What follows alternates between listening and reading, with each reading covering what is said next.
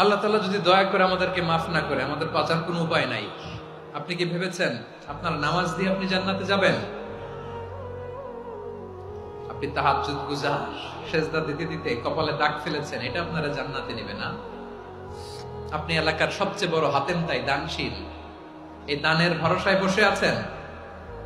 Question কালো আমাদের নামাজ, আমাদের রোজা, আমাদের ইবাদত, এগুলোকে মিজানের পাল্লায় উঠালে কোনো ওজনই হবে না।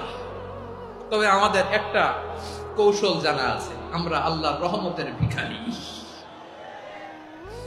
আমরা সেদিন আগেই গুনার স্বীকৃতি দিয়ে দেব।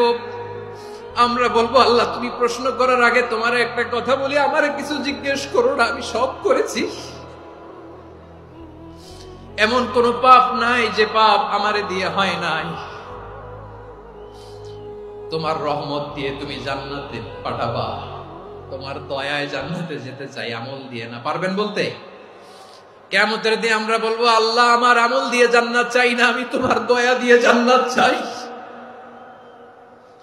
তোমার দয়া ছাড়া আমার কোনো উপায় নাই।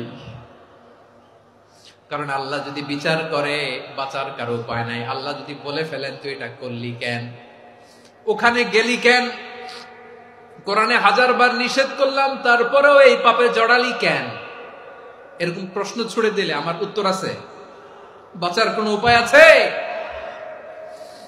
রোজ হাসরে হে আল্লাহ আমার করোনা বিচার, আল্লাহ করোনা বিচার। বিচার চাহি না তব দয়া চাই, এ গুনাহগার, করোনা বিচার। আপনার আমল দিয়ে জান্নাতে যাবেন? কি দিয়ে যাবেন? আল্লাহর দয়া দিয়ে। আল্লাহর রহম আর দয়া ছাড়া কেউ জান্নাতের চেহারাও দেখতে পাবে না।